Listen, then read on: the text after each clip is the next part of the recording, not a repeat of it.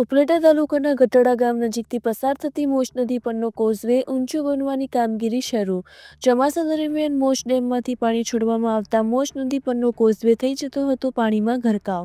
સ્થાનિકોની રજૂઆત અને મીડિયા દ્વારા પ્રસિદ્ધ કરાયેલ અહેવાલને પગલે સરકારે કોઝવે ઊંચો બનવાની આપી મંજૂરી. કોઝવે ઊંચે બનાવવાની કામગીરી શરૂ થતાં લોકોમાં ખુશીનો માહોલ. ચોમાસામાં કોઝવે પર પાણી ફરી વળતા લોકોને અવરજવરમાં થતી હતી હાલાકી. કોઝવે બનવાની કામગીરી શરૂ થતાં સ્થાનિક લોકોએ એકબીજાને મીઠાઈ ખવડાવી અને મોઢા મીઠા કરાવ્યા. રિપોર્ટર સરફરાજ કોડી.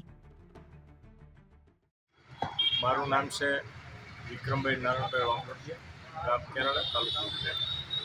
આજરોજ જે આપણે ગટાડાનો જે પુલ મંજૂર થઈ ગયો, કામ પણ ચાલુ થઈ ગયું છે.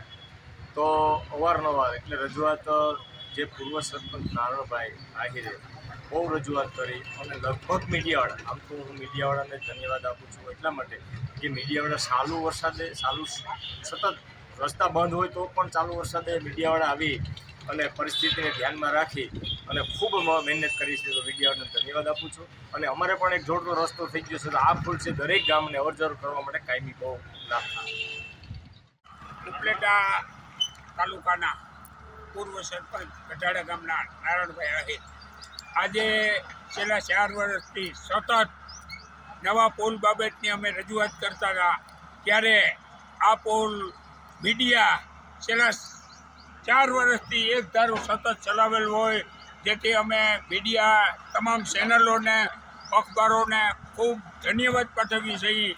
જો અમારો પુલ થયો હોય તો ફક્ત મીડિયાની જ મહેરબાનીથી થયો છે, મીડિયાની દયાથી થયો છે.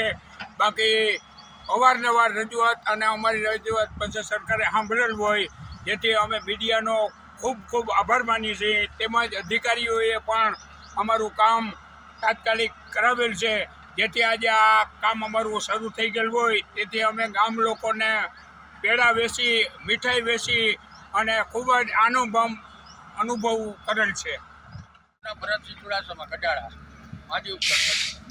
આ અમારા ગઢાડા ગામમાં પુલ બનાવવા માટે અમારે મીડિયા અને નારણભાઈનું ખૂબ ખૂબ અભિનંદન આપીએ છીએ. કારણ કે આ 4 વર્ષથી આ પુલ માટે અમે અખબારોમાં અને સરકારને ખૂબ ખૂબ વાત કરેલી, છતાંય કોઈ જવાબ આપતું નથી. પણ મીડિયાએ અને અખબારોએ આ કામ અમારું કરી દીધું અને અમારા નારણભાઈને ખૂબ ખૂબ એના માટે અભિનંદન આપવા જોઈએ.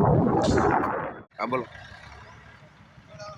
હું ગઢાડા ગામનો રહેવાસી મકવાણા શામજીભાઈ ઝીણાભાઈ મારું નામ છે. અમે આજે સતત 4-5 વર્ષથી આ રજૂઆત કરવા કરી હતી. અમે આ પુલની, નવા પુલની રજૂઆત કરી હતી. અત્યારે અમારે એનો સુખદ અને નિર્ણય આવ્યો છે અને અમારું પુલ યુદ્ધના ધોરણે ચાલુ થઈ ગયું છે.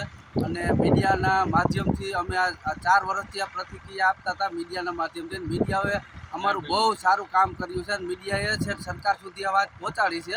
અને સરકારે આ વાત ધ્યાનમાં લઈ અને અમારો નવો પુલ અત્યારે મંજૂર કર્યો છે અને યુદ્ધના ધોરણે કામ પણ ચાલુ કર્યું છે. અને અમારા ગઢાડા ગામમાં અત્યારે એવું ખુશીનો આનંદ છે કે અમે મીઠાઈ વેચી અને બધાને આનંદ અનુભવી છીએ. અને અમારા પૂર્વ સરપંચ નારાયણભાઈ આહિર છે, તેમને બહુ જ આમાં ખાસ ધ્યાન આપ્યું છે. ત્યાં આગળ જતાં અમારે આ સુખદ પરિણામ આવ્યું.